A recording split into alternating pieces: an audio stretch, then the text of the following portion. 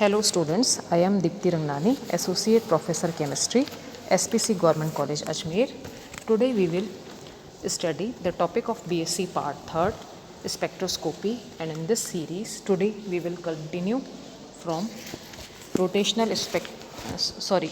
spectroscopy, and in this Raman spectroscopy today we will study pure rotational Raman spectrum of diatomic molecules, द्विपरमाणुक अणु का शुद्ध घूर्णन Raman spectrum. जैसा कि हमने कल वाले लेक्चर में रमन स्पेक्ट्रोस्कोपी के बारे में पढ़ा था, अब हम रिजिड रोटेटर के लिए रमन स्पेक्ट्रोस्कोपी में घूर्णन ऊर्जा का मान निकाल रहे हैं, जो कि फॉर्मूला लिखा है ER=h²/8π²I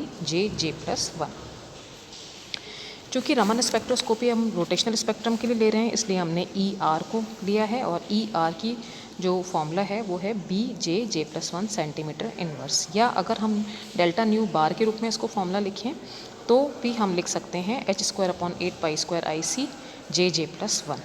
और इस शुद्ध घूर्णन रमन स्पेक्ट्रम के लिए जो सिलेक्शन रूल होता है वो होता है ΔJ=0, ΔJ=±2।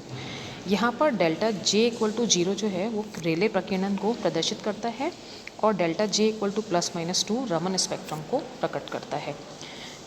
अब दो ऊर्जा स्तरों के लिए अगर हम डेल्टा न्यू बार निकालें तो डेल्टा न्यू बार BJ'J'+1 -BJ'J'+1 होगा, जहाँ पर कि J' और J'' में जो अंतर है डेल्टा J का वो 2 के बराबर होगा, क्योंकि हमने सिलेक्शन रूल में ΔJ=±2 रखा है।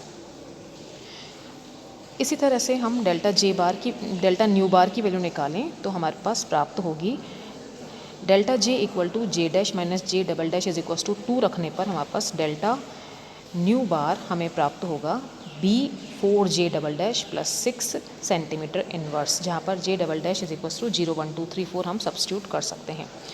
इसी तरह से अगर हम -2 रखेंगे डेल्टा J की वैल्यू तो हमारे पास डेल्टा न्यू बार प्राप्त होगा -B4J'+6 सेंटीमीटर इनवर्स, और इन दोनों को अगर हमें मिलाएं तो टोटल रमन शिफ्ट हमारे प्राप्त होगी डेल्टा न्यू बार ±B डेल्टा J+6।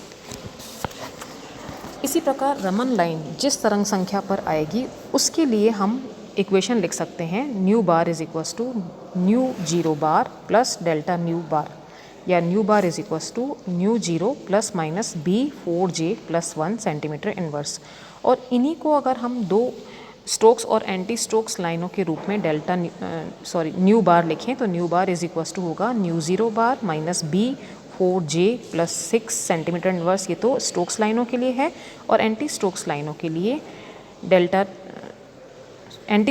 के लिए न्यू बार न्यू0 बार प्लस B4J+6 हम लिख सकते हैं।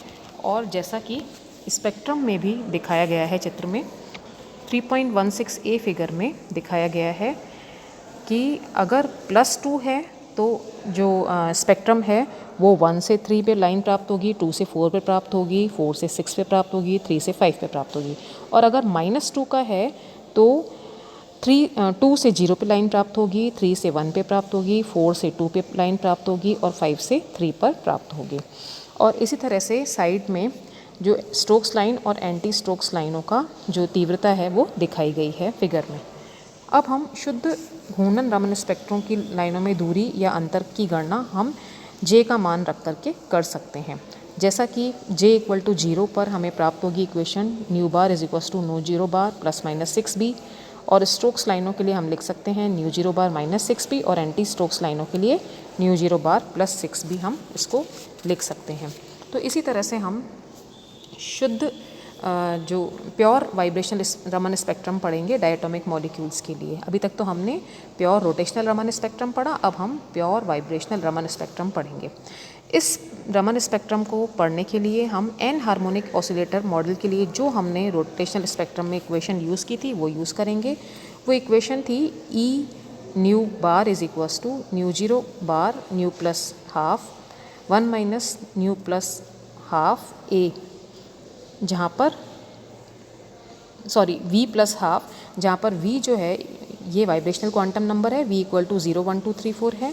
और इसके लिए सिलेक्शन रूल होगा del v is equal to +-1 +-2 +-3। अगर कमरे के ताप पर है तो जो लोअर क्वांटम नंबर होगा v इक्वल टू 0 होगा। v इक्वल टू 0 से v इक्वल टू 1 में अगर संक्रमण हो रहा है तो एनर्जी में जो अंतर आएगा वो है del e bar is equal to nu bar 1 - 2a centimetre inverse.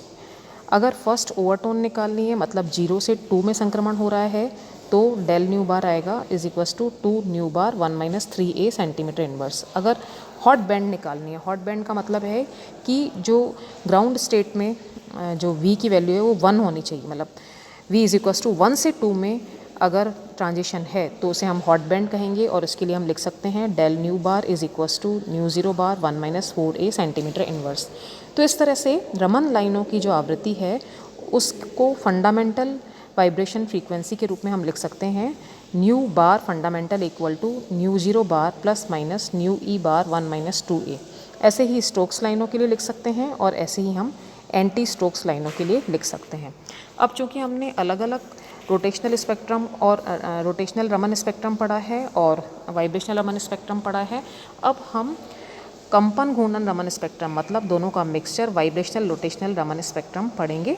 इसके लिए दोनों की जो एनर्जी है, रोटेशनल एनर्जी और वाइब्रेशनल एनर्जी, दोनों को जोड़ेंगे, जिसमें कि जो वाइब्रेशनल एनर्जी है वो तो हम रिजिड रोटेटर की ले रहे हैं और vibrational energy anharmonic oscillator की ले रहे हैं। उन दोनों को जोड़ के लिखेंगे तो E nu J is equal to B J J +1 + v +½ nu E bar 1 - v +½ a हम लिख सकते हैं। और इसमें अगर हम माने कि द्विपरमाणु अणु के लिए घूर्णन रमन स्पेक्ट्रम के साथ कंपन रमन स्पेक्ट्रम भी होता है, तो इसके लिए सिलेक्शन रूल हम लिख सकते हैं डेल v इक्वल टू +-1 और डेल j इक्वल टू 0 और +-2।